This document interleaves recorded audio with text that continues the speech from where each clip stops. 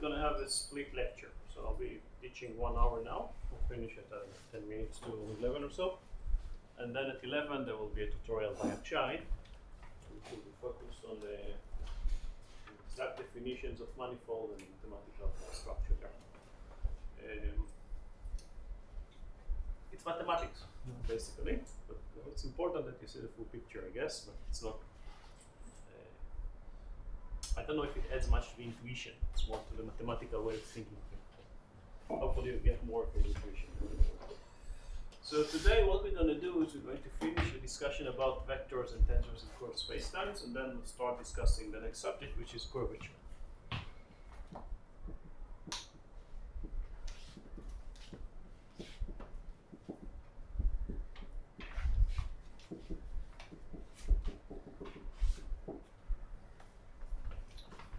Last time we derived a very important result, which is the idea of a covariant derivative. So we said a covariant derivative is a generalization of the idea of a derivative to curved spacetimes. Of course, I don't need to tell you the importance of that for physics, because all the equations in physics, or well, pretty much all of the equations in physics contain derivatives of some sort, and you need to be able to do that in curved spaces. So we can write physical equations in curved spaces. So we needed to generalize the concept of derivative to something that is the tensorial, tensorial.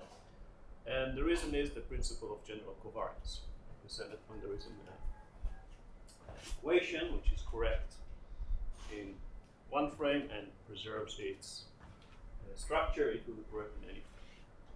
Which means practically that when we have an equation that we know is true in special relativity, namely in the absence of gravity, and it conserves its form, it looks exactly the same with the presence of gravity or in curved spacetime, then we know that this equation is correct.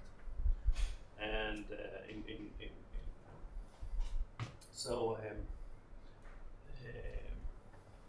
which gives us a very, very strong tool to write any physics we want in curved spaces. And so for that that is the reason why we like to work with vectors and tensors, basically. Because vectors and tensors, we know exactly how to transform from one frame to the other. Okay? And so we generalize the concept of a derivative into a covariant derivative, and we find out that covariant derivative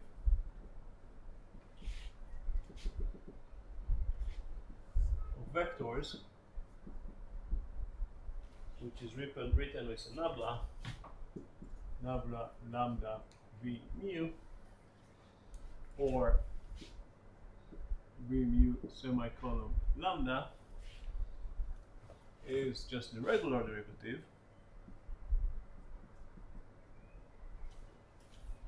but there's this extra term of the affine connection, now mu lambda sigma v sigma. So that the mu goes to the lambda, to the gamma, lambda goes to the gamma, and then sigma is a dummy index. So there really is a summation here. And for covectors, it's the same, just with a minus sign. Lambda llama omega mu is omega mu lambda m, which is d omega mu over dx lambda minus gamma. Of course, I will have a sigma and then omega lambda and omega c. And of course, once we define that, then we know exactly the transformation. Basically, this is a tensor. Which rank is this tensor?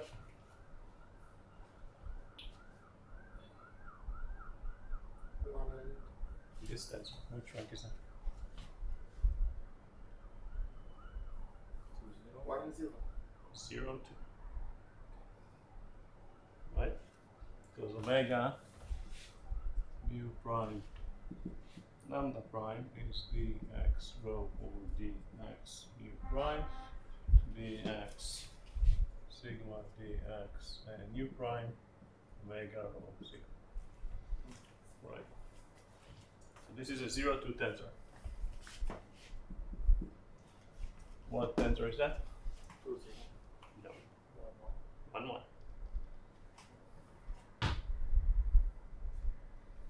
Right.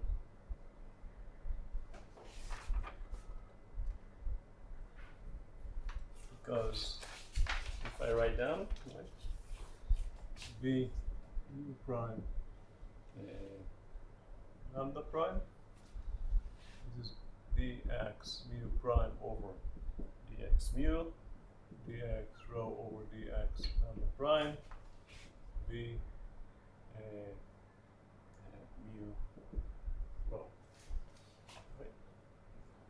Upper, it's very easy to see, right? There is one upper and one lower index, which means this is a tensor 1, 1, rank 1, 1. This has two lower indexes, and this is a 0, 2.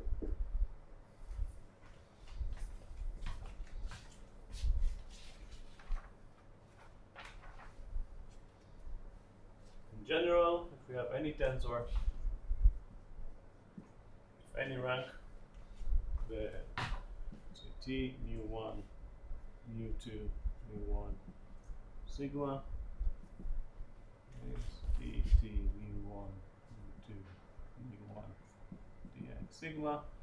And for every upper index we have a plus gamma, for every lower index we have a minus gamma. And the rule is very simple, right? So plus gamma. What would be the upper index on the first gamma? mu 1. Mu 1. And the lower two indexes? V1 and some W. What? mu 1. This would be, no. This would be the sigma, and then the dummy index. Right? Taking from the, and then dummy index will replace mu 1. So lambda, mu 2, mu 1. Plus, help me, what's the next Gamma mu 2. gamma? Mu 2, Sigma gamma index. sigma, and dummy index, which I call lambda, t, Mu to be mu 1. mu 1, lambda, mu 1, and then minus gamma. What's going to be? The upper index, dummy index, and the lower index, the lower two indexes, mu 1 mu 1 and Sigma. sigma. Sigma, mu 1, it doesn't matter, right? Because gammas are symmetric, and then it will be t, mu 1, mu 2. Now, very simple. So we have one extra term with a plus or minus for each index we have in the tensor. Right? Pretty straightforward, and we said that linear covariant derivative. So two things, right? Which is why we want them, right? They one convert tensors into tensors, and two reduces to ordinary derivative.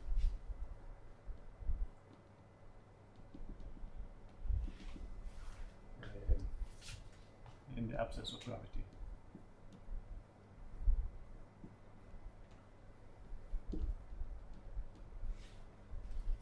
Where gamma on the mu is equal to 0.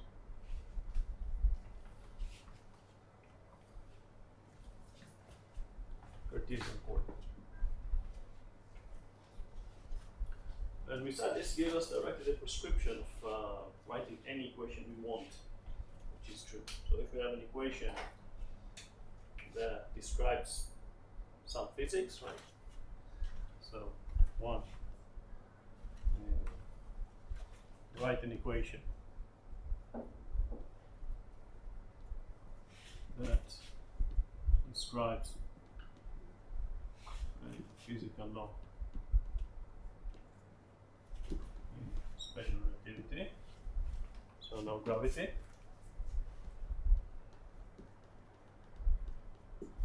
We'll write this equation in terms of some tensorial equation, right? Vectors of tensor and some derivatives.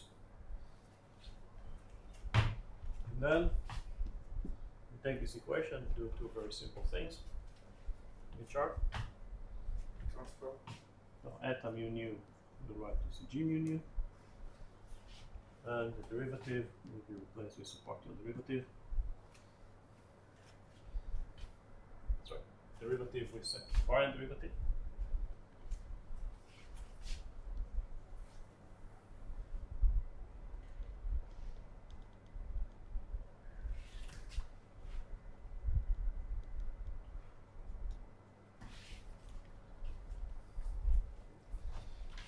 And once we do that, we have an equation which we know is generally covariant.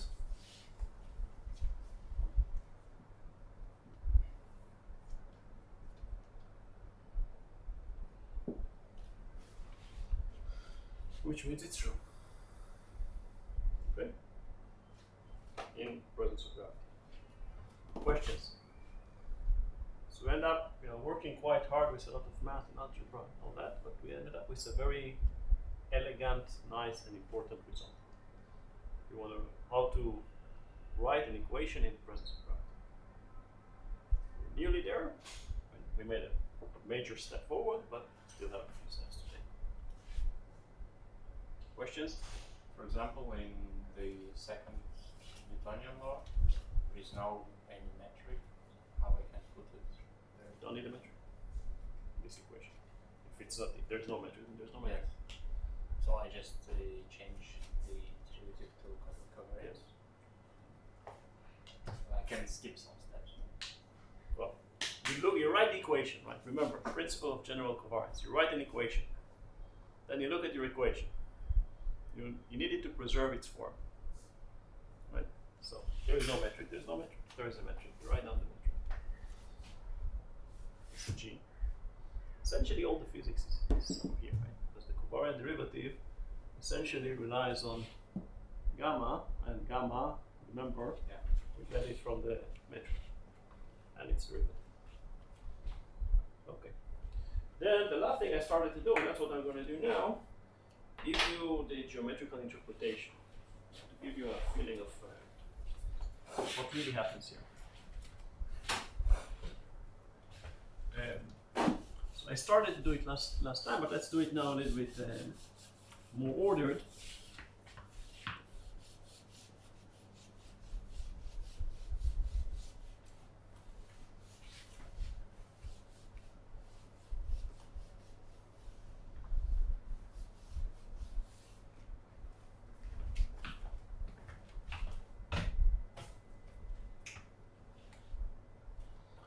Geometrical interpretation of covariant derivative.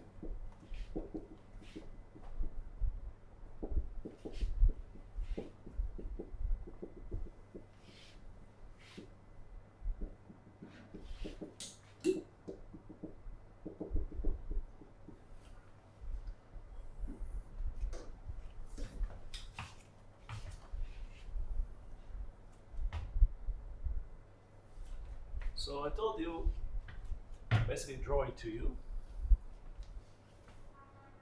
When we want to take a derivative of a vector, what do we really do? We look at the vector at some point in space. So we'd start by flat space.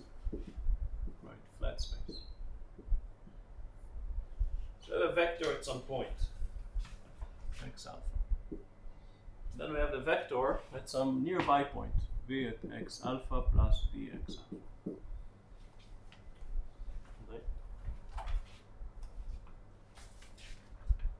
Draw that. This will be the vector at x alpha, v x alpha, this is x alpha. And then I look at another point, which is here. X alpha plus vx alpha. And I look at the vector v at x alpha plus dx alpha.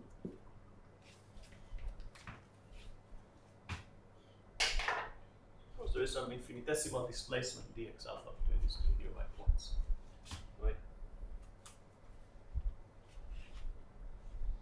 And I want to take the derivative of v. So what do I do? Yes, I make two steps here. That's the important thing to remember. There are really two steps. The first step I shift the vector parallel to itself. That's called parallel transport, which we'll discuss later on today. I hope if not, then on Thursday. Right? So you take the vector, we transport it parallel to itself. Basically, I move it, keep it parallel. That is called parallel transport. The vector v. Then I have the vector v transported.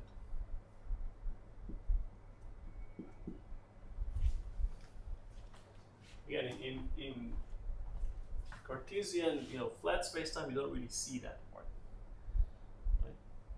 But in reality, that's what we really do. We have to do that because we can only compare vectors at one point.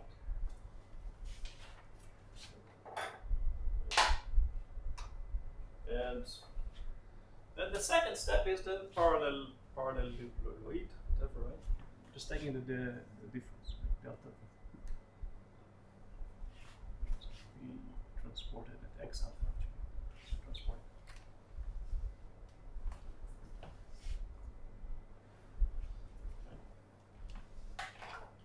So is this step 1, transport, and step 2 is taking the difference.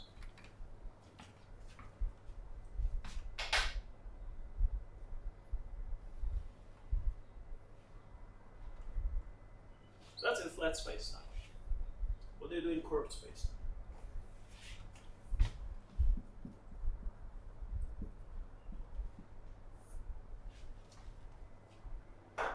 Well, we said essentially we do the same thing. Why?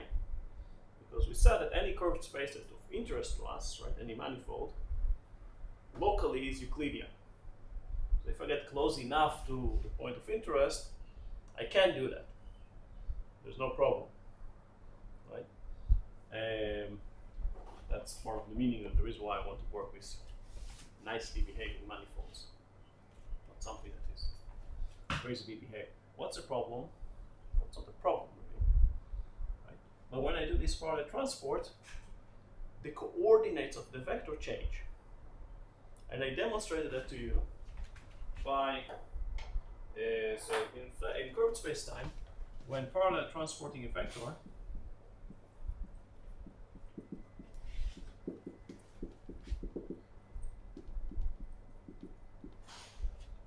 the coordinate of the vector change.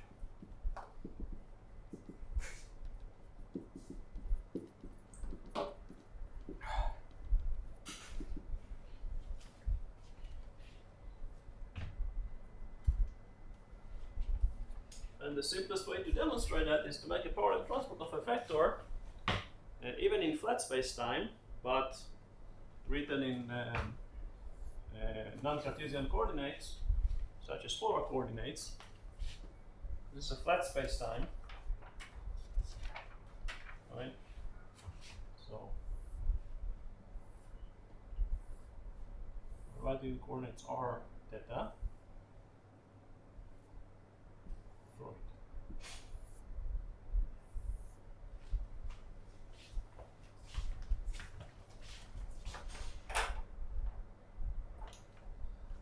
Have one point, x alpha, and another point, right, x alpha plus the x alpha. Dip. Right? And I draw a vector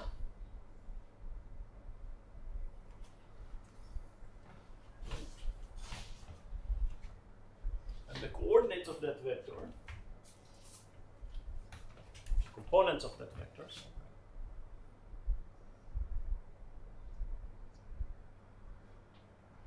the components of the vector at that point. Now I'm taking this vector and I parallel transport it back to x alpha, or back to x alpha.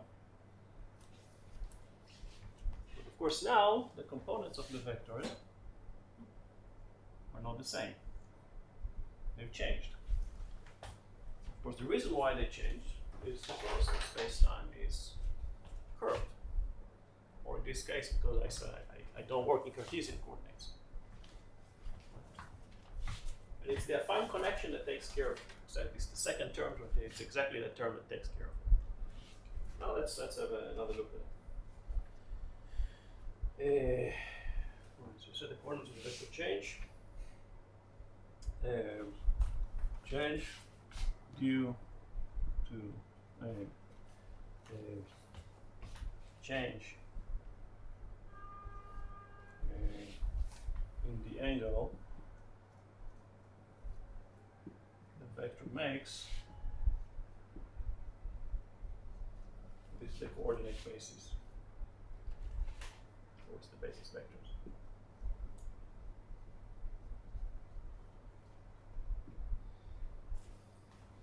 And the basis vectors simply shift.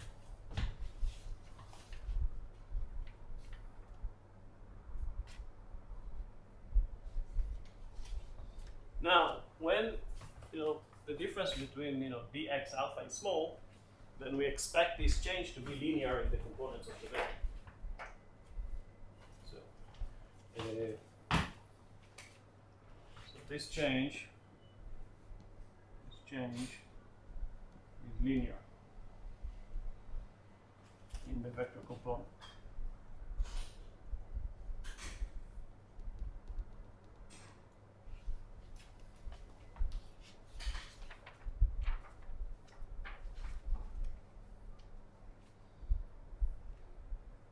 So does it mean linear? So it means we expect some term which will look like nabla beta v alpha is dv alpha over dx beta plus something which is linear. Linear, I'll write it as gamma bar alpha beta gamma v gamma. This is just a linear term, linear term.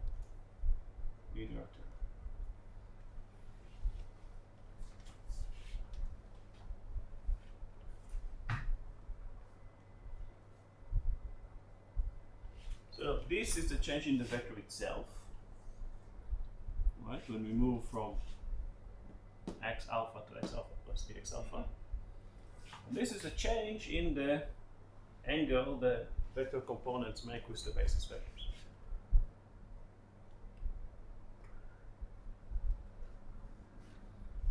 Now the question is, why is this symbol gamma x equal exactly to the affine connection?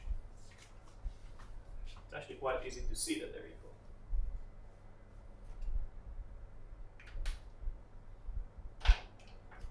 Remember, so the question now is why is gamma, which is not defined here, just said some linear component in V.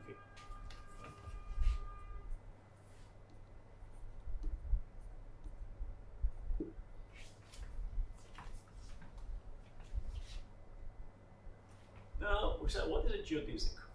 How do you define a geodesic?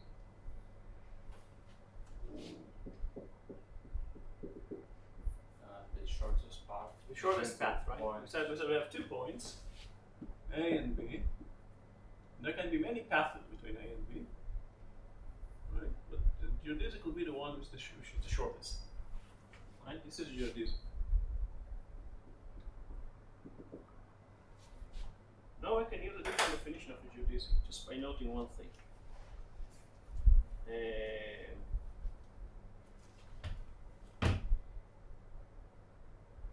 There's another way of defining a geodesic. A geodesic essentially is a path in space. Right? It's a path between 2 points in space. So for every path in space, we said what can we have for a path in space? We can have a tangent vector. Right? In every point there is a tangent vector. Now what's unique about the geodesic? If you look at this path, right, and drawing a tangent vector to the curve, right? At every point there is a tangent vector to the curve. What does it mean doesn't change? Component. What does it mean doesn't change? It's flat. It's parallel to itself. It's always parallel to itself. I'm now discussing parallel. Right? So I can define a geodesic, so an alternative definition, right? Alternative definition to a geodesic. Geodesic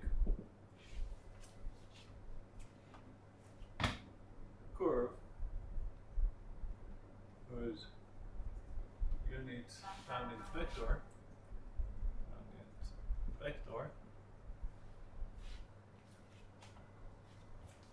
is parallel to itself. Every point along the curve. Right? Let's see for here. Sure. That's only true for geodesic, right? For any other curve, this is not true.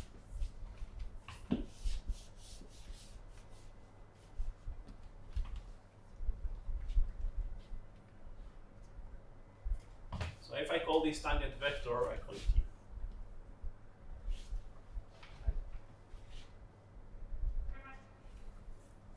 What is the covariant derivative of u in the direction of u? So that's the regular derivative. How much u changes along the path? Just the regular derivative. How is u change? This u is a unit vector in the direction along the geodesic. How is u changing? What happens to the unit vector here? It's not changing. It's not changing. It's constant. It's zero. So the vector is constant, so the derivative is zero. Zero. Right? So the covariant derivative of u along the path, right? U defines a direction, which is exactly the geodesic. So along u, right, is u beta times du alpha over dx beta plus gamma or alpha beta gamma u gamma is equal to 0. Okay. U alpha bx alpha over beta. Since u fulfills the geodesic,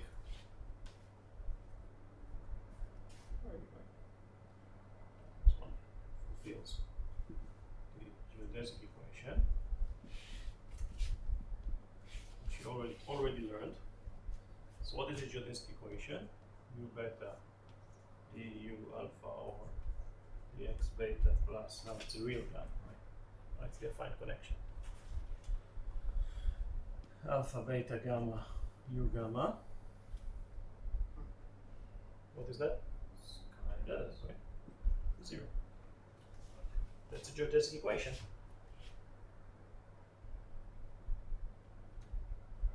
Look at me like that. You know what is the geodesic equation? Yes. Now it's the same thing. Right. So the conclusion is that gamma bar alpha beta gamma is equal to gamma alpha beta.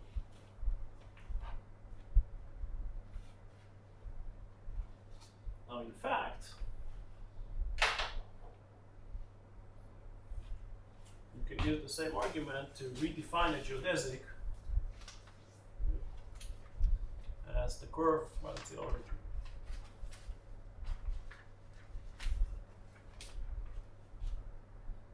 The curve was unit tangent vector is parallel to itself, meaning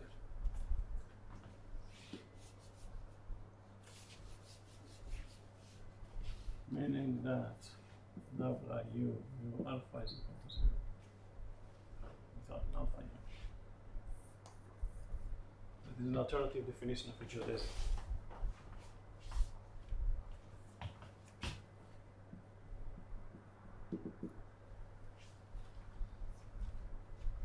Think of it for a second. It's all basically drawn here. Pretty cool, isn't it? So there is a close connection, as I told you. All right. We're going to go much deeper into this concept of parallel transforms very shortly, but before that, I want to wrap up this part of the course by telling you about things you already know, basically, and generalizing them simply because it's fun. Right? You have encountered in your physics studies various concepts that includes derivations, right? Specifically gradients, divergence, curl. Right? You've seen that, right? Gradient, divergence,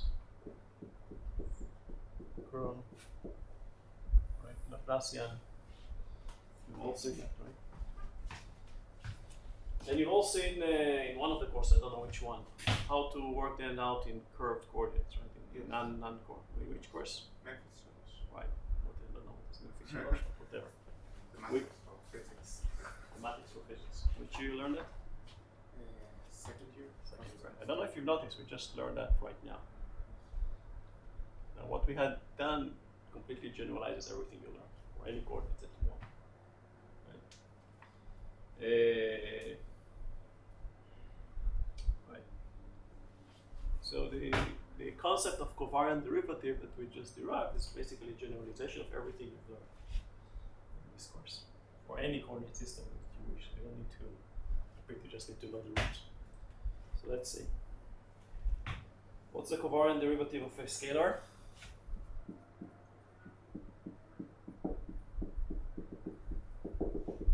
Just ordinary derivative. Exactly, right? It's just an ordinary derivative. Right? The scalar is a tensor of ranks 0, 0. So S mu is just ds dx.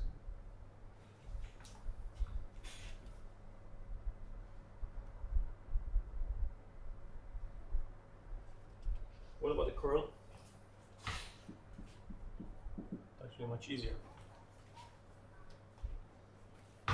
Omega mu is what? D omega mu over dx mu minus gamma lambda mu omega lambda. Right? So what is omega mu minus omega mu? That's a curl of omega. Yes.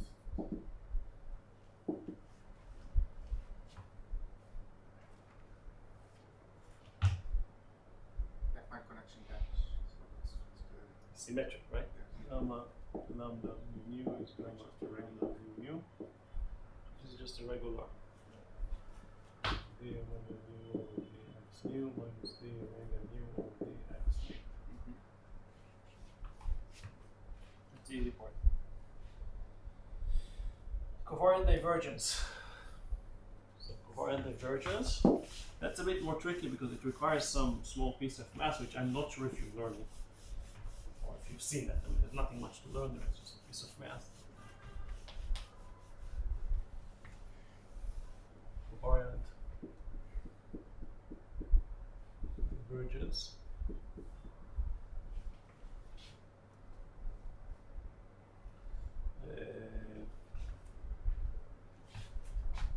Of a vector. What is divergence of a vector? How do I write it down? Just You need sum of the each Yeah. index of the vectors, take the derivative with respect to the index. yeah. It's much shorter to write. So this is d mu over dx mu plus gamma mu lambda v lambda. So it requires a little bit of manipulation. So, but we have the symmetry here in gamma. So we have a gamma mu lambda, which is half g mu rho. See, d g rho mu dx lambda plus dg rho lambda over dx mu minus dg mu lambda over dx rho.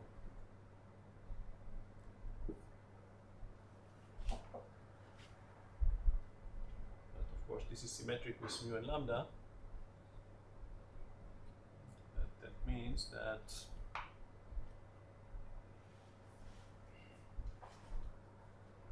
okay, let's change mu and lambda.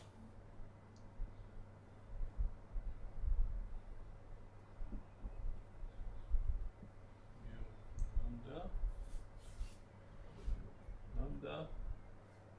What am I doing wrong here?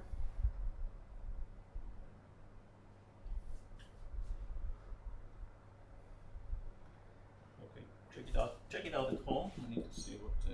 missing here. Half G mu rho dg rho mu over dx lambda. Check out which symmetry there is. And then this is the part that I'm not sure that you've seen. It's a trace of a matrix. So if I'm using a trace of matrix M, use a matrix of M minus 1 of x d over dx lambda. M of x is d over dx lambda of ln of the determinant of M of x. Now I don't know if you've seen that before. It's not difficult to derive that. I've actually derived it myself somewhere in. It's in my lecture, so I don't want to go through it. It's just. So if we write down M is G mu nu, or G rho mu, then we ended up at gamma mu lambda is 1 over square root of G d over dx mu of square root of G. What is G? Minus the determinant. The determinant. There's a minus of it. This wasn't the open class. Which means that essentially we end up with the covariant derivative here is 1 over square root of G d over dx mu square root of G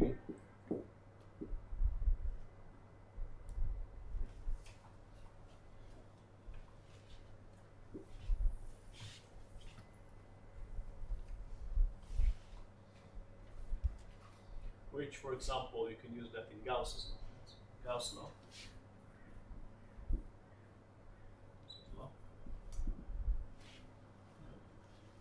If v mu vanishes at infinity,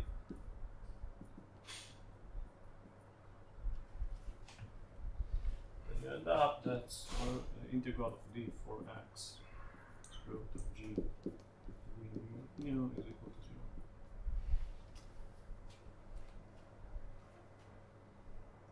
Just get used to it, it'll save you a whole amount of time.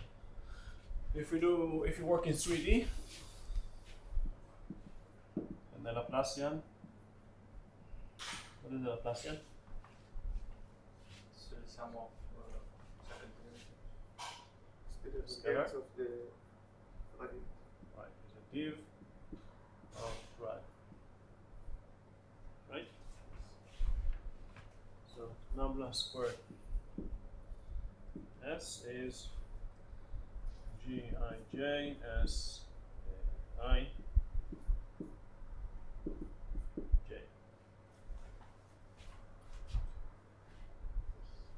This is the gradient. This is the divergence of the vector S.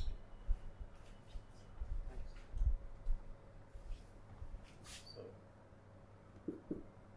put it in, this is 1 over square root of G d over dxj square root of G Gij ds over dxi. That basically solves everything. Now all the coordinates that you learn, right, all the manipulations, whatever.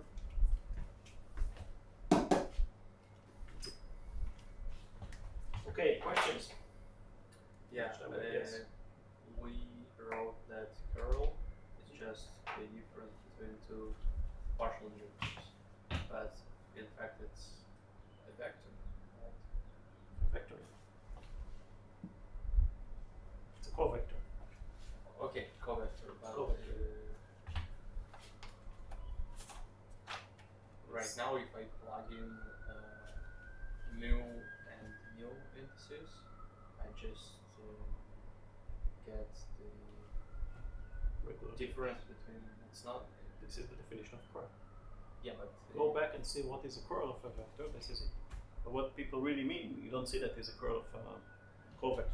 Again, in Euclidean spaces you don't see the difference. In non-Euclidean spaces you do so. so I just I can't write it as a vector.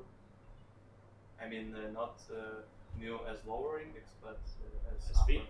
Yeah, but when that's what I'm saying. people are, nobody told you that, but when people are treating curls, they're really looking at covectors.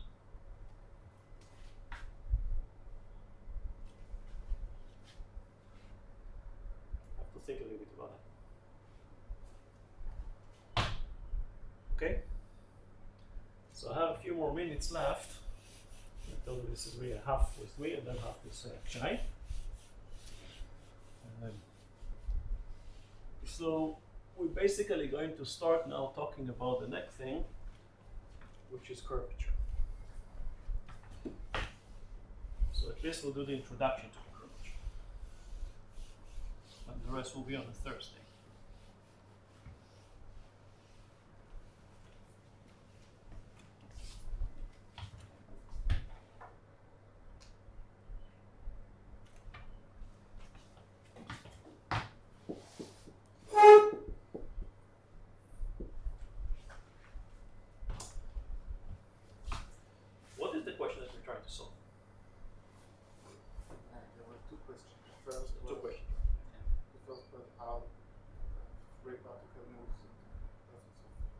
Solve that. Right? What's the answer to that? That's the equation. Yes. What's the second question? How does mass or energy cause curvature? Curves space-time. How does the existence of matter, let's say, curve space-time? What does it mean, curved space-time? I did not really define it. Just say it's not Euclidean. What is a curved space-time? So the question is, how does the existence of matter curves space-time. Then we need to go with one question before that, which is, how do we know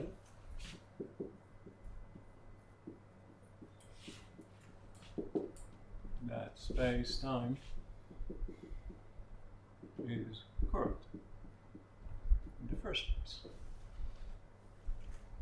I mean, I'm telling you that the Earth is round, and I'm looking at the manifold, that the surface of the Earth is a two-dimensional manifold, right? Which is not Euclidean. Well, that's what I say. As you know, there are these guys called flat earthers that think that it is Euclidean for some reason. Flat, right? How can we tell whether a manifold, for example, the surface of the Earth, is curved or not? You said something at the first lecture that if it does not fulfill the fixed axiom, something like that, then it's curved. Not directly, but you're in the right direction, basically.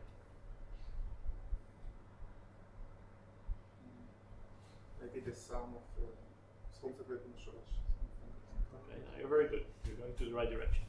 Basically, in one way you can think of, okay, take an astronaut, put it in space, look at space. Oh, okay, it's a sphere. Yeah. The thing is, we cannot really do that, right? Or we don't want to do that. We can't do it for Earth today, right? What about the entire universe?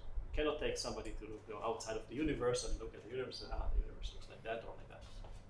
We need to find a clever way of doing that without leaving the surface or the manifold in which we live in. Right? We cannot go outside of the universe. Right. So, how do we define? Now let's look at how do we. Okay, it's the same question, right? So without leaving.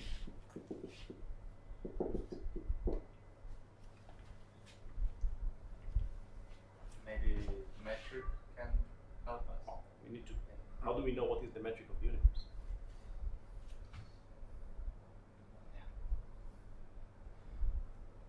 Now you're quite close about the sum of angles in triangles. Let's go one step back. How do we define a triangle in the first place? Three lines that Did we define a line?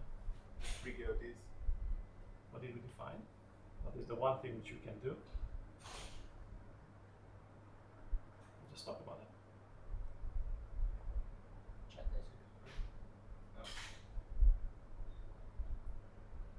about something even simpler, more basic. Parallel transport. Yeah, parallel transport. Which I'll need to properly define it, and so far I did not really define it properly. You can pretty much see that. What is a parallel transport? So you click in space. I choose a path between 2 points, whatever path. What is a parallel transport? I have a vector, which is defined in A. Right. And then what do? I simply carry the vector with me as I go along this path, keeping it parallel to itself.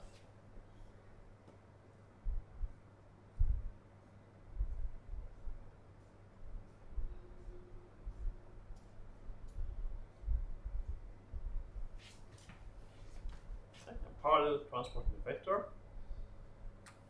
Maybe you can already guess how do I do it mathematically. What does it mean mathematically to do a parallel transport?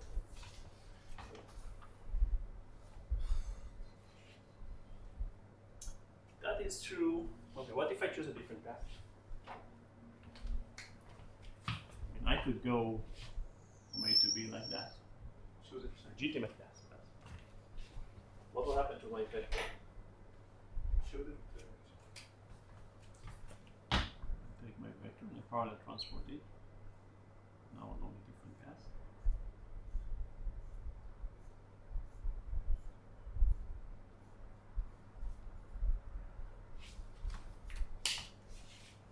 And no, I reach point B.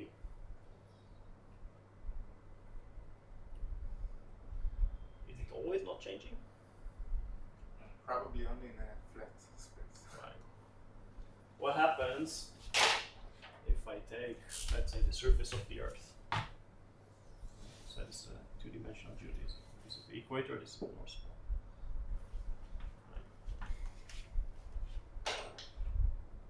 Right. I select the path. From the equator to the North Pole. I take a vector. And I carry it with me. Parallel transforming.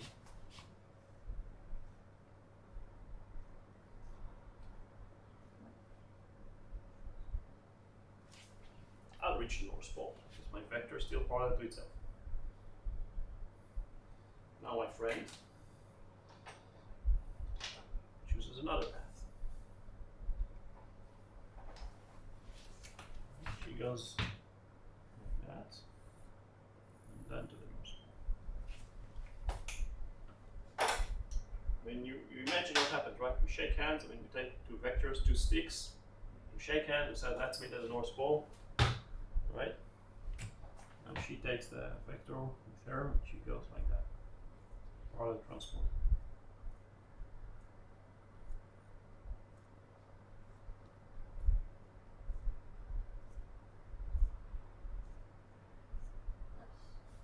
Now we meet again at the North Pole, and Two different vectors are not the same. Which means, what did we really show here? depends on the path. Right. That the outcome of parallel transporting a vector depends on the path that we choose to take. Now there's nothing we can do against that. It's a general property which is there. We cannot. There's nothing we can do. Just is. There is no solution to this.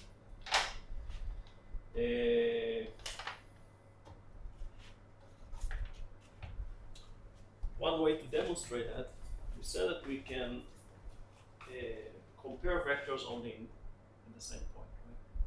So, for example, vectors can be velocity. Right? So velocity is a vector, so we can only compare velocity with one point. Right? Now we know that the universe expands. That's called the cosmological redshift. Right? It means that the distant galaxies seems to be receding away from us.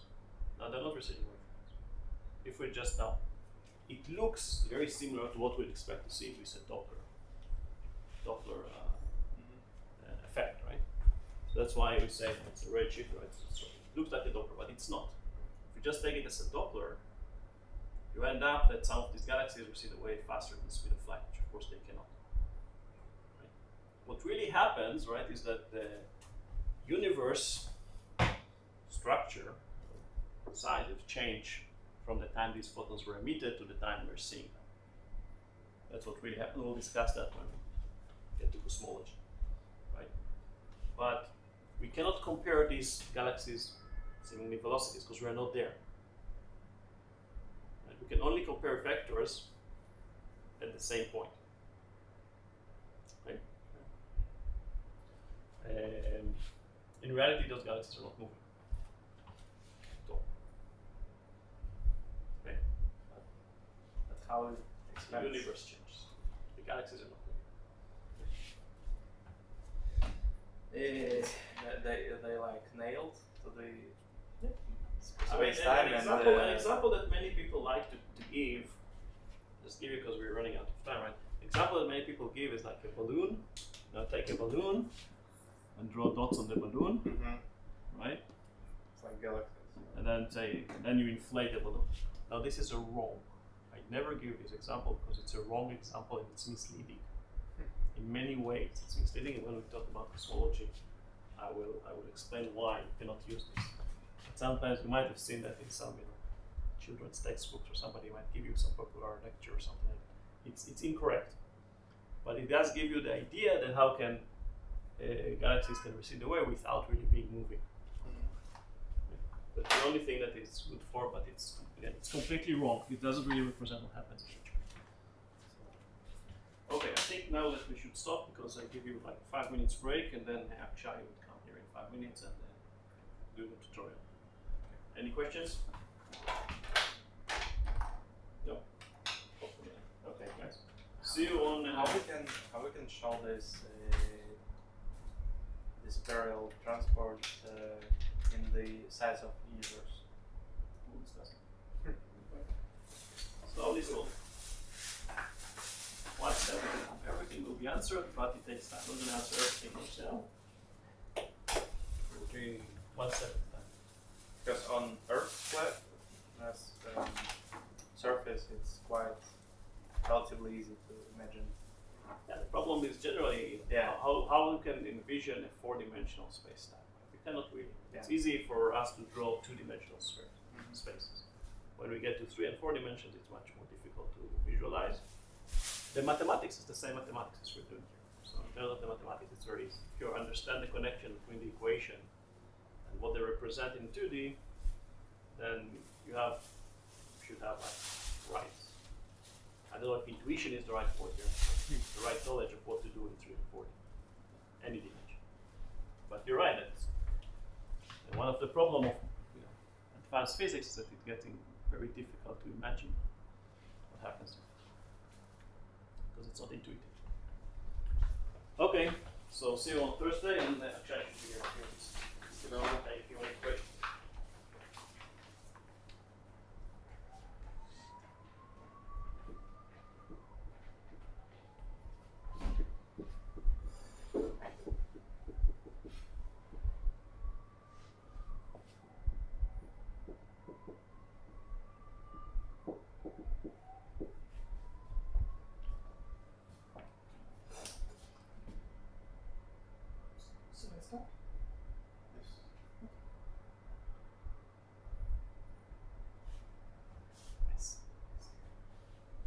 So, can you close the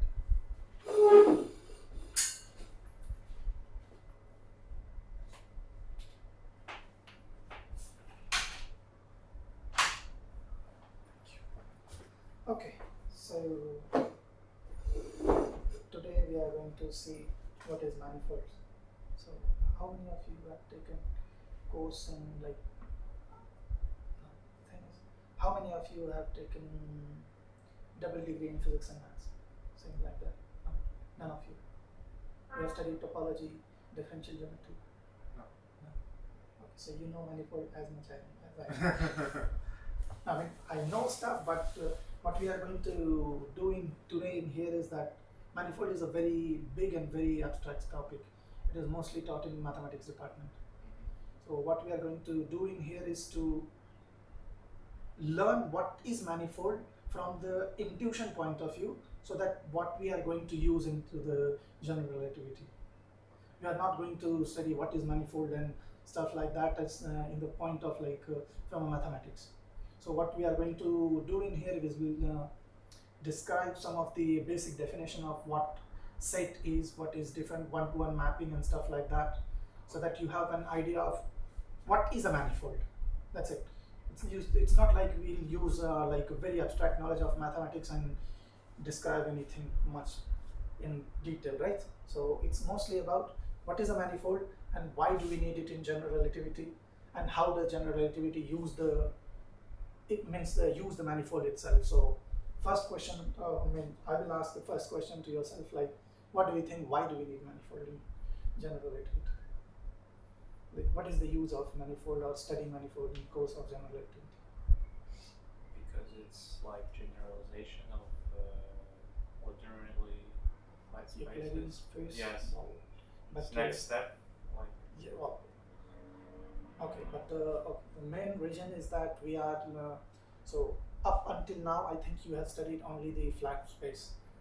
So you studied covariant derivative and parallel Yes, transport and yes. things like that. So next point will be to understand. I think I just erased that.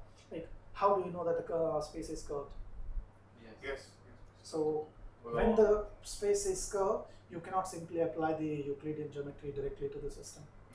So you need to have some kind of a different method to describe that curvature of space-time itself. And whatever the entire general relativity is all about the curvature of space and time. So it's like you take a trampoline, you put a weight, trampoline gets like because of putting the weight, trampoline gets stressed in between. So you see that there is a curvature of space-time that generates. That's exactly the same thing. What happens in case of, you can simply say, take that as an example of curvature of space-time. So there's a space-time. I put a heavy mass, Earth, Sun, galaxy, or whatever things is. Because of this, it gets curved. Now I cannot simply describe that using the Euclidean geometry. Now I'll have to modify the property of the system itself, and it will modify the property of system. I need to find out some method which we can use to describe the property of that system, or how can we use the different coordinate system in that form. Okay, so basically it is going to be very boring, because I'm going to define some of the properties, means some of the very basic definitions that we are going to use into the definition of manifolds. So your goal is not to learn more of a mathematical point of view. Your goal is to understand what I'm saying. Does it make sense in the intuition wise? What is a manifold? That's it. Not much of a. So a manifold I can simply define as, just let me. So the definition is here as well. Yeah. So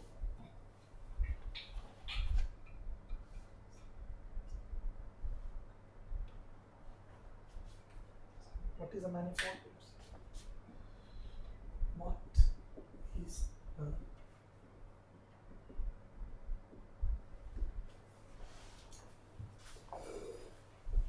sleepy and dimensional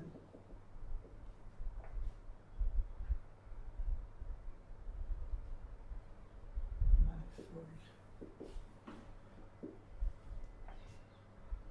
Is a set and what's that?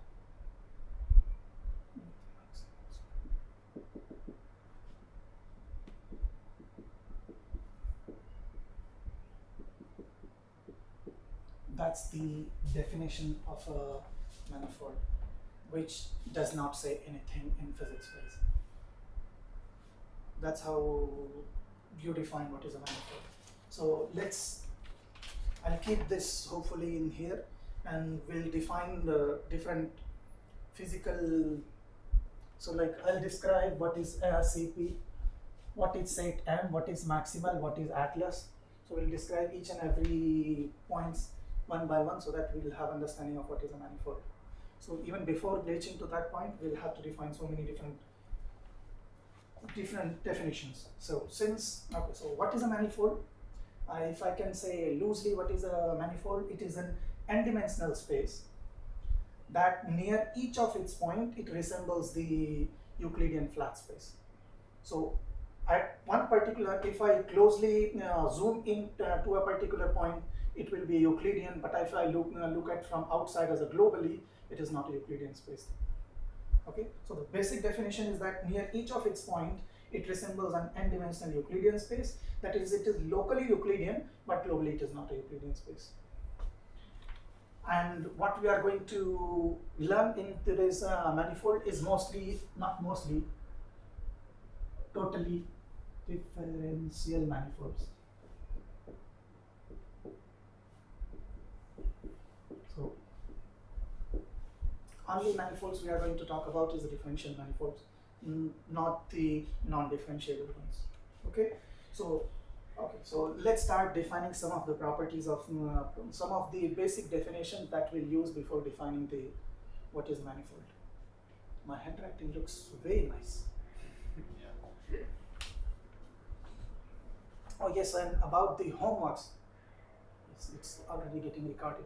Everybody is getting 100 for some reason in almost all the homeworks. So if in any way you are copying it from somewhere or whatever region, exam is not going to be that easy. I'm not talking to you only three as a person, like everybody in the course. Whoever is there in the course, if you are copying it, because I saw most of people are getting 100, 100, 100. If it is copy pasted from somewhere else, good luck to you that you will get 20 out of 20 in the homeworks. Then you have to write the exam for 80 marks. So an exam is not going to be that easy. So keep that in mind. I'm not sure, maybe you are doing it the right way, so you are getting good score. But if you are not doing it the proper way, make sure that exam is not going to be that easy. What else was there? Some about the homework. I don't think. Yes. Okay. And I think in all three of you submit the homeworks regularly. So I sent an email 2-3 days ago. That was not. Okay. So let's define some of the things. So first we'll define a map between two sets.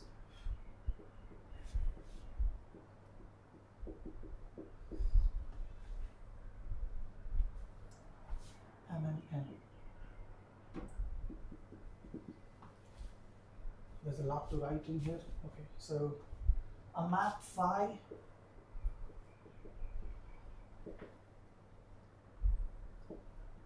which maps from M to N is a relationship between that assigns each element of N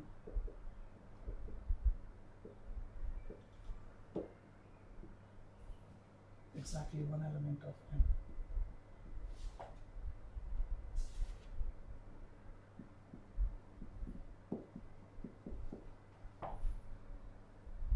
So very easy definition. What is a map between the two sets M and N? And what is a set, by the way, that you know? It's a collection of objects, simply. Okay, so a map between two sets M and N is simply the relationship between N and N, such that for each element of N, each element in N, there is exactly one element in N. It's basically a function. Yes, it's basically generalization of a function. Yes, so it's a generalization of a function.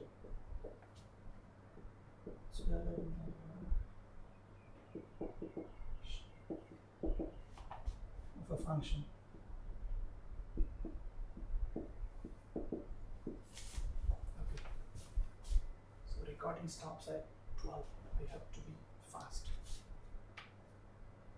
Okay. Then what is the composition of a map?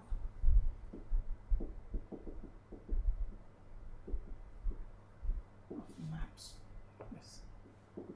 What is the composition of maps? Let's say you are given phi which takes you from A to B and another map which takes you from B to C. Okay, then I take a composition of these two in the way that composition of a psi to phi will take me from where to where? A to C. Okay. This is the simplistic definition of, so I will not draw this picture. You can see this picture, right? A is thing, means the function phi, sorry, a map phi which assigns an element from A to B, and this function psi which takes from B to C, so that I can take a composition of these two maps which will take me from A to C. Okay. Now what is 1 to n and what and on to? Have you studied this? And on to maps. What is it? Isomorphism. Hmm? Isomorphism. Sorry? Isomorphism. Okay, so yes. So what I can write in here is like, let's say, of map phi, which takes me from n to n. Okay. Now, when will I call this map as a one-to-one map or an on-to map? So this map will be one-to-one when, how is it written for? If each element of n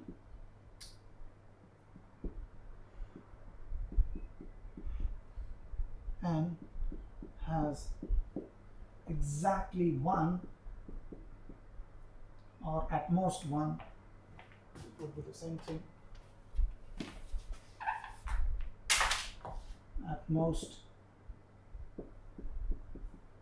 one element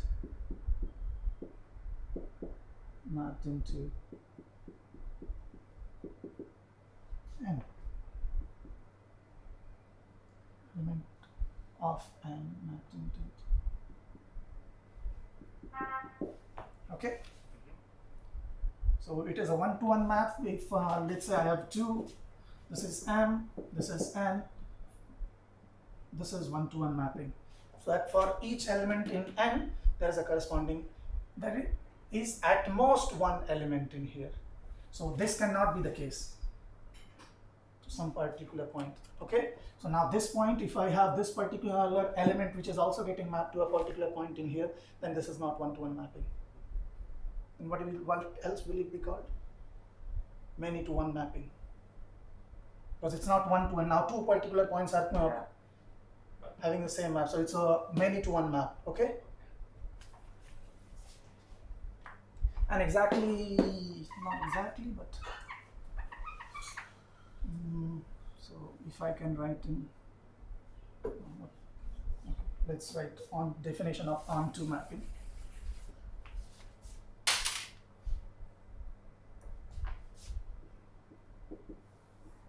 It is onto map. Let's, for example, say that if each element of n has at least one element, each element of n has at least one element of m mapped into it. Okay. For example, parabola is 2 to 1. Good. Good. Yes. On So, to map. yeah. So in one-to-one, there was for one particular element in here, there is a particular element in here. Okay. For many, for onto mapping, that means for at least one. This is the most important. Okay. There is at least one element of m which is being mapped into it. Okay. So for example, we can take a function phi which is e power x. Can you tell me? It's a bit difficult to say from e power x whether it is a one-to-one or onto. It's one-to-one, but it's not on. Good. Yes. Well, if it's a real number. Yes. Yes. So it is one-to-one but not onto.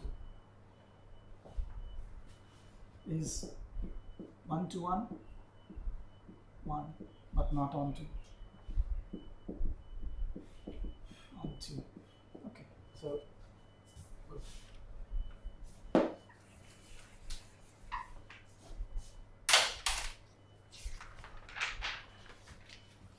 Now what is called domain and what is called image. So if I start as a function phi, which take me from, let's say, m to n. So what is domain and what is image? M domain. M is the image. domain and yes, n is the image. So this is the mapping function. This is the domain. And this is image.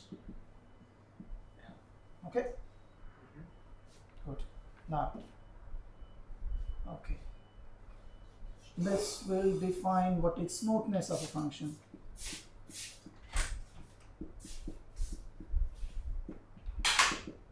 Oh, by the way, this is taken from space-time and geometry. This is the name of book, by the way. Son Carroll, section 2.2.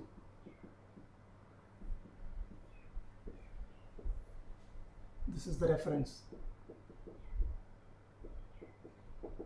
Okay?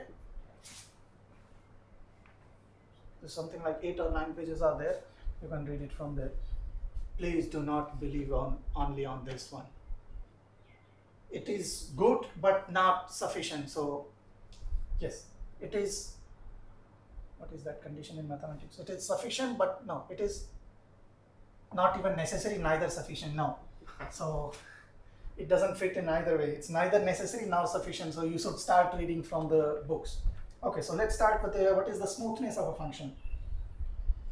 So a function, okay.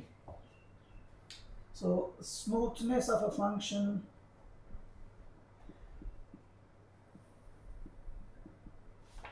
measures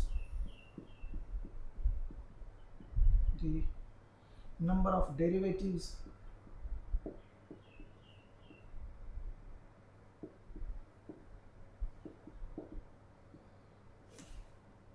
that are continuous.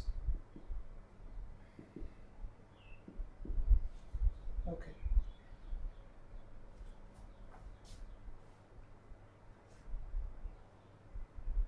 So smoothness of a function measures the number of derivatives that are continuous. Let's say this is a function.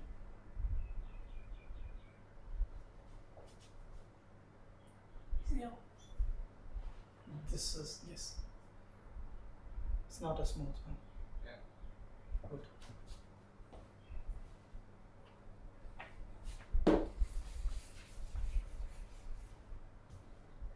So let's consider a map. Oops. Consider a map phi from Rn to Rn. What is Rm, Rn in here? These are the real Euclidean space, right? Okay, good. That takes n tuples. That means like x1, yeah. x1, oops. Okay, my x and n are same, so I will write it this way. xn, and then transform it into, or not transform, maps it into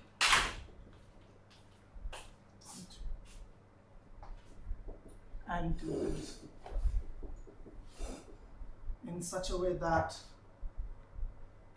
let's say here I can write y1, y2, yn. Should it be xm, not xn? Oh, yes. Thank you. Good. Yes, it should be xn, because it takes from n to n. Good. So now what we can think of it as a collection of n function phi I, which is taking me such as yi is equals to phi I, and it is equals to xi, again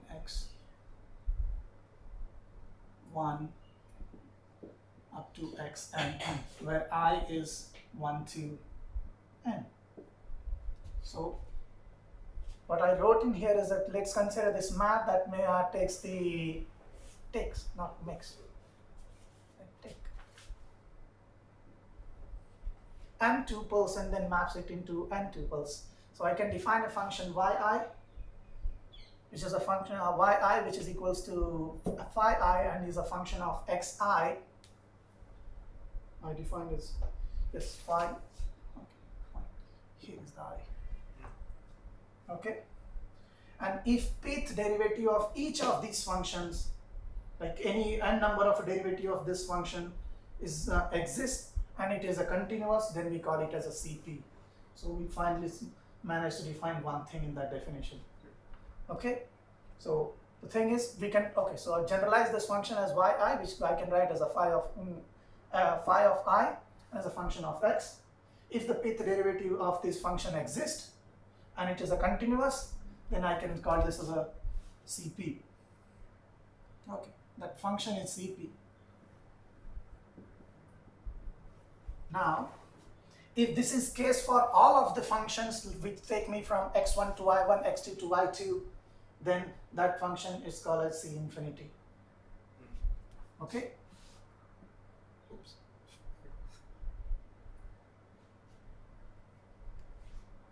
If this is the case for all functions,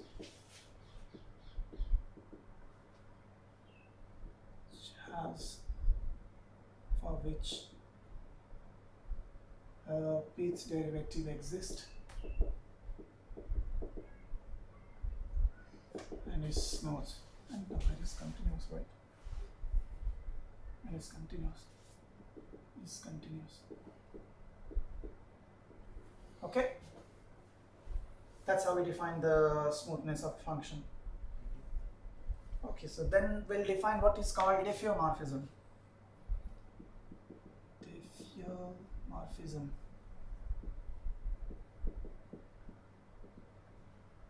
I suppose this might be somewhere in one of the mathematics course. I don't know. It is not? It is not in any of the maths course? Those definitions? Yes. Yes, they are. They are, right? Yes, Okay. yes, of course. Like first year. Which course? Math 3, 4. It's just Math 1 and maybe linear algebra. Ah, okay. Two sets M and N are diffeomorphic. Diffeomorphic if there exists C infinity map phi which takes me from M to, which maps from M to N with C infinity inverse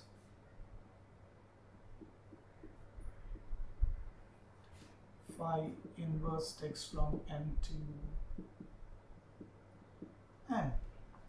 The map is called, such map is called diffeomorphism.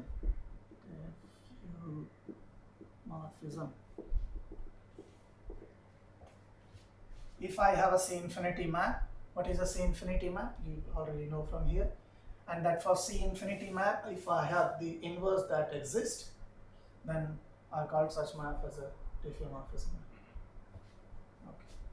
Now, we have some definitions by now. Now we'll apply to general definition of manifolds and we'll go somewhere from there. So now let's define what is called an open ball. What is an open ball like? It's a surface without Okay, so without surface. it X was, squared plus y squared plus z squared smaller than r squared. yes, exactly. So Yeah. that's what is an open ball. So okay, it's a set of, it is a set of all points in Rn such that x minus y is less than r. Yes, for some fixed point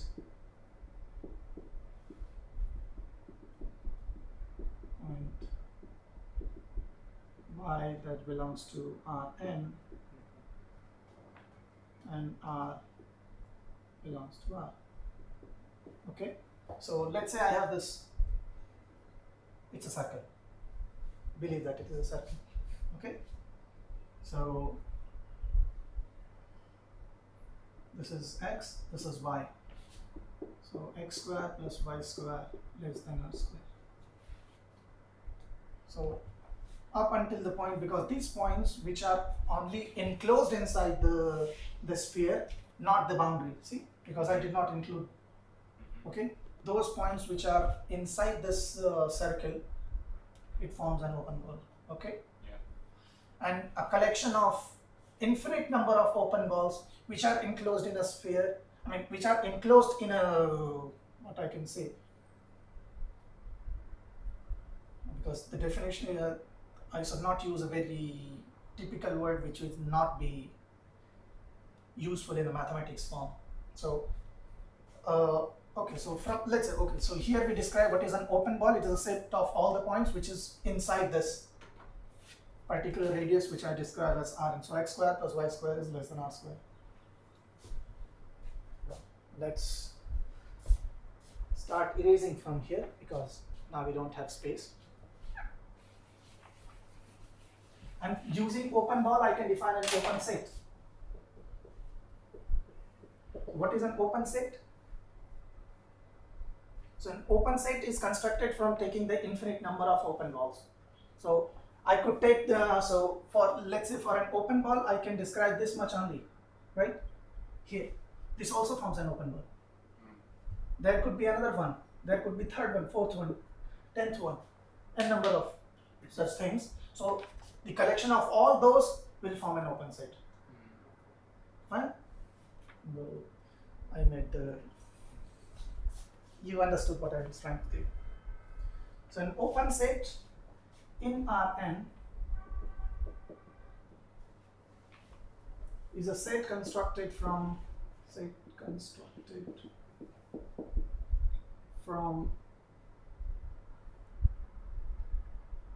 an arbitrary possibly infinite number of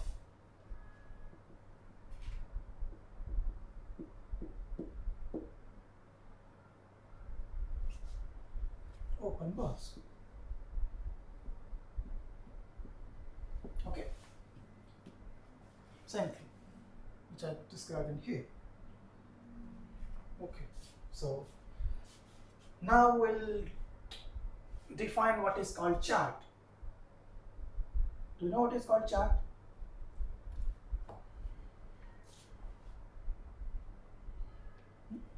No. Okay.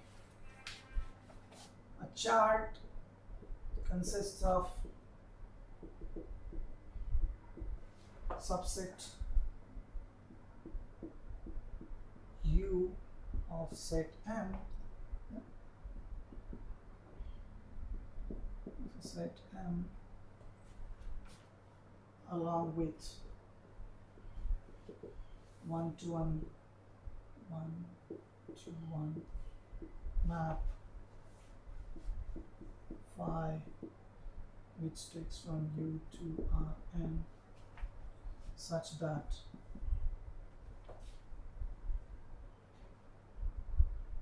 phi of U is open in Rn. So a chart, the definition is a chart consists of a subset U of a set M along with 1-to-1 mapping from subset U I can map into Rn such that the phi of U, what is phi of U called? Image, exactly. So that's what I was finding. Where is it? Here. So the image is open in Rn. Diagrammatically, it can be represented as this is M. If I take this as a U, which is a subset of M, I do the mapping using phi in space Rn, which will give me phi of U. The most important condition that you should remember in here is that it should be open in Rn. Okay? It's a subset of M of M. I use a mapping function phi, which maps it from M of M from N to a real space Rn, such that the phi of u, that is the image of u, is open in real space. Okay, good. So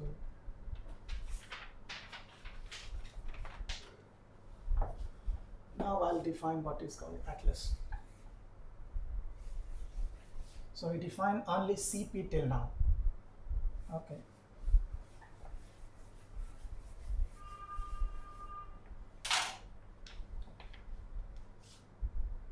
Okay, a C infinity atlas. Now we define the second one. This we know. Now this also we know. This we know from here now.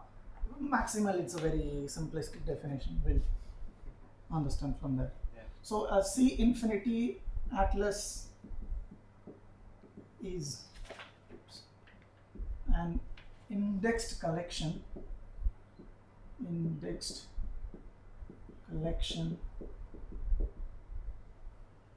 of charts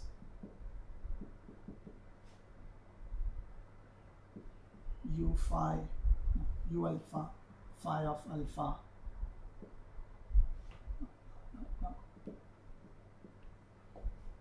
that satisfies two conditions.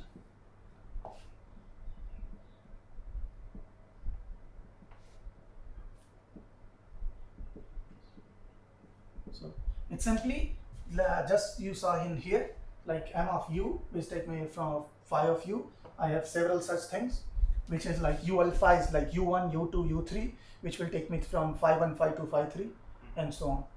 But the condition that it should satisfy is the union of u phi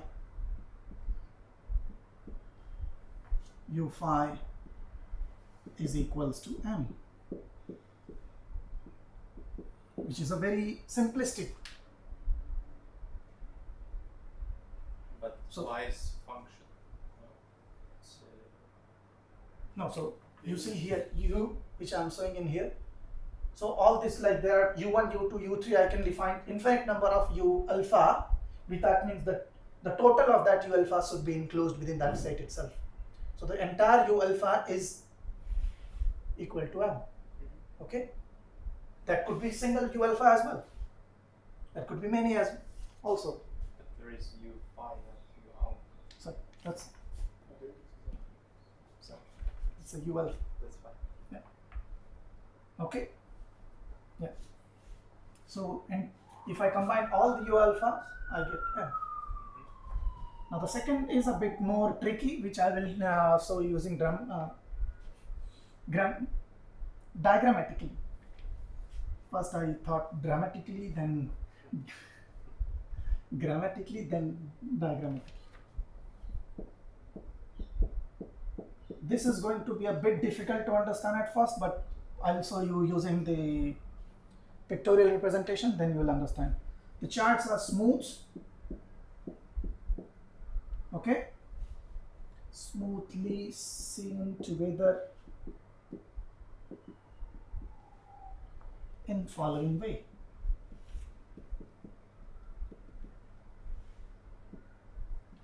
Okay, so what is that following way? So one thing that you need to be very sure about, whenever I describe atlas in here, I describe the overlap of two maps.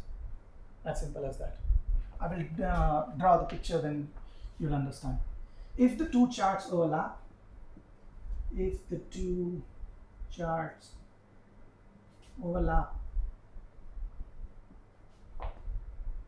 namely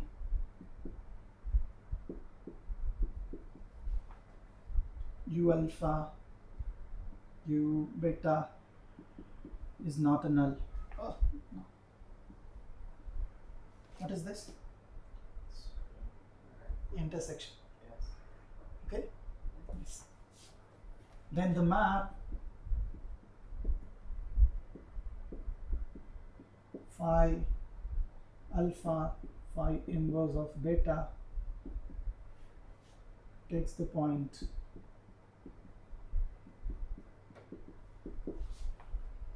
in Rn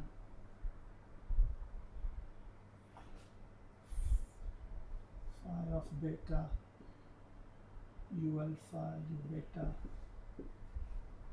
that belongs to Rn onto an open set.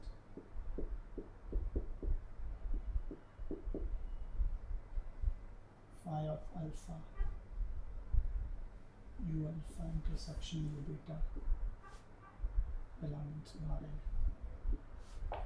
All maps are C infinity.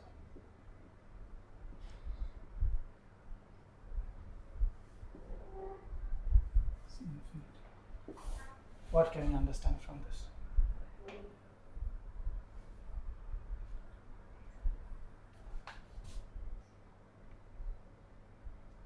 So what does it mean? It's not null. It's not zero.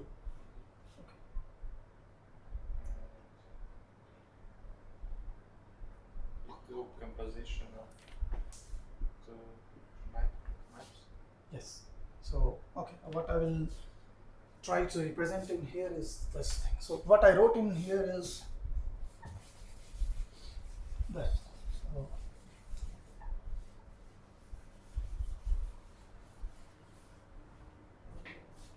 sure, it's not here. So yes.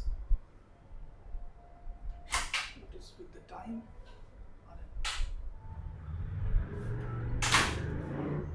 We are not discussing, we are studying. People are like, okay, so I describe in here, okay, this is my u alpha, okay, right here, u alpha, this is u beta, okay, and this is u alpha intersection u beta. This is very small, okay. Now what I take is to Rn. This is also Rn. This is point P2. This is point P1. Okay? You will understand what I am trying to do in here. So let me draw the picture. If you don't understand from the picture itself, then I'll tell you what I am trying to say.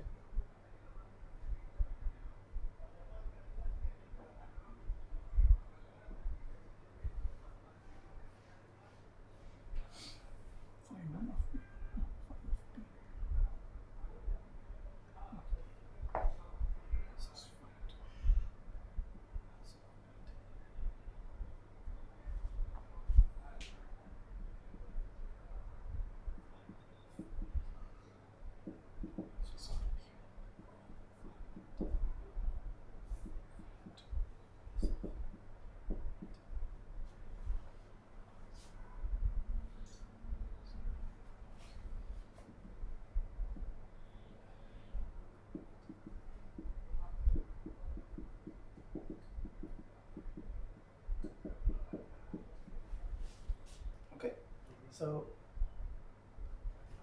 does this make sense what I wrote in here and what I have drawn in here? So what I say in here is that union of u alpha should be equals to n. This is good. The second is the charts are smoothly seen together in the following, that if the two charts overlap, namely the u of alpha intersection u beta is not equals to 0, I take a particular point P, okay, and I let's say that u alpha is getting mapped into one form of Rn and u beta is into some other of Rn, okay. So I can say that point P, since it is in this u alpha, it gets mapped using phi 1 of mapping phi 1, I can get the point P1, okay. But the same point P1 is also included in u from u beta, okay. So that means that I can take the inverse of phi 2 of P2 and I can get this particular point P2, and from there I can get this particular point P1 again, okay. So it simply means that I can take a particular point at any particular place in a real space and I can map it to another point into the space. What is it called in mathematical form? I give you one particular point and you can transform it into the another particular point. That's what is called coordinate transformation. Okay? So that's a very easy way of understanding what we call as a coordinate transformation. And the charts are basically also called as a coordinates. Okay? So given this particular point P2, using this mapping, I can get the coordinates of point P1. But it's not necessarily Exactly. transformation. No, it's not necessarily a coordinate transformation, exactly, but it is kind of a. And okay, so what else is there? Yes. Anything else? What can be maximized here? In the maximal atlas. Okay. I'm going to go to that point now. We have 10, 12 minutes. I mean, I can take more, but this will stop, Yes. which I cannot control.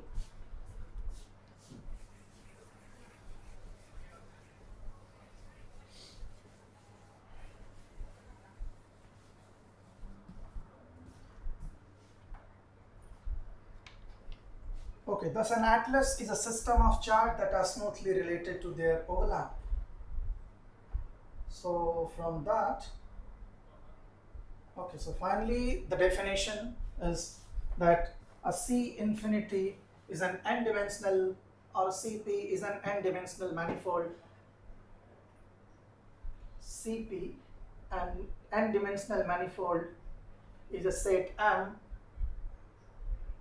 along with a maximal atlas that contains every possible compatible chart. So what I described in the form, there's a lecture here, or why are people? Okay, so let's say this is my some space, okay? Or no, this is M, okay? I can describe using, okay, this.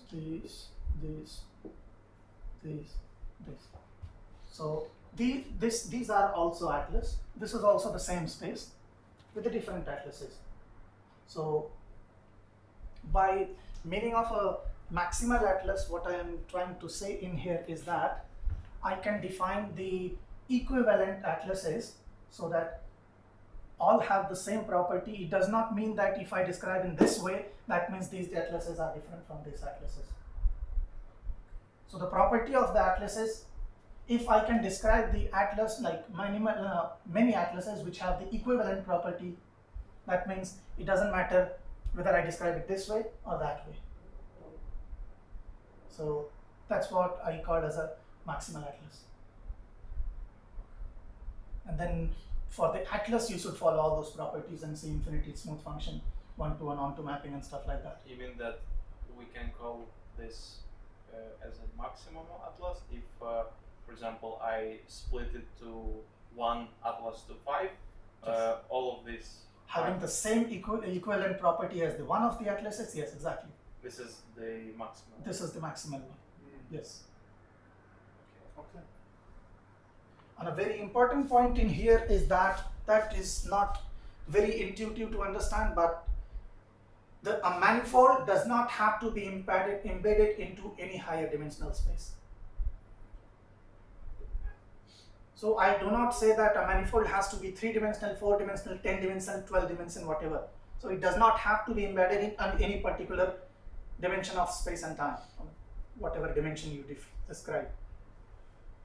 So that is very important property in here, is that manifold does not need to be embedded into any higher dimensional space. It is perfectly defined without it. Up until now, did we describe anything about any kind of a coordinates or things like that? No. Any dimension in here? No. Fine. So that's what I'm saying. Like I can describe it without. Means a manifold can be embedded into any dimensional space. I do not need to have any higher dimension to describe the manifold.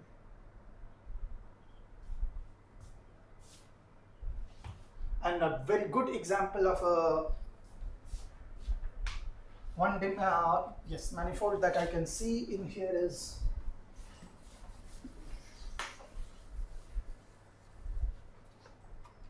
circle in S1. One-dimensional 1D circle S1 is one of the example of a coordinates which I can take. So 1D circle means I have only the edges of the circle. I can start describing it using a function, let's say theta, which theta takes from me from 0 to 2 pi. Okay? But if you remember, what I said in here is that it should be the image of phi of function should be open in Rn. That means I cannot describe the circle by using only one chart. I'll have to describe using two charts. So because you see what this is the definition of chart, what I said.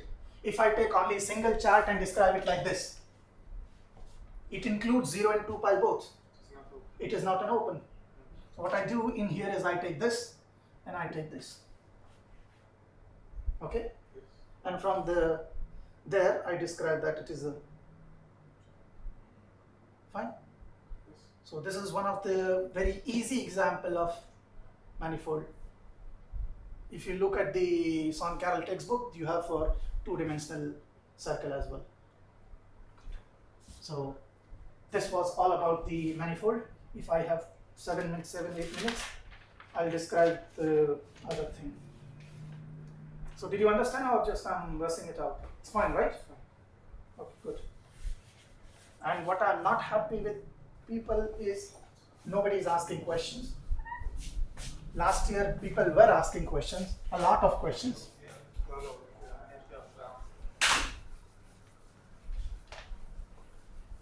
So,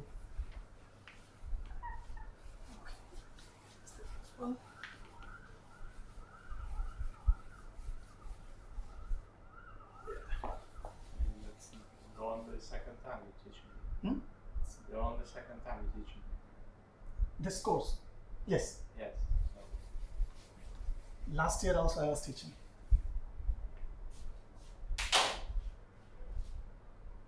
Okay, so Asaf described an equation when he was talking about the divergence of a vector. Sorry, divergence of tensor, not vector. We are no longer in vector, so I have 6 minutes. If you remember this equation, trace of M inverse x du dx lambda m of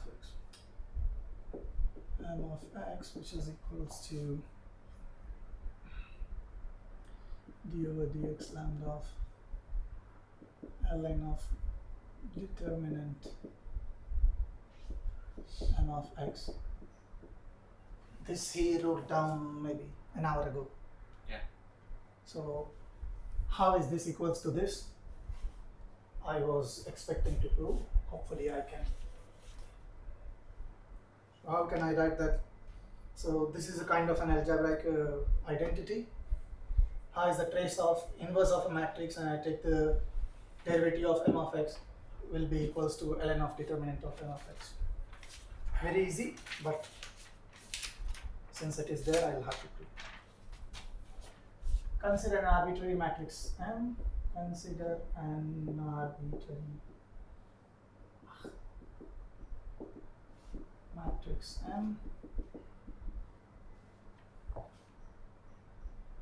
I'll describe delta of ln of determinant of M, which will be equals to ln of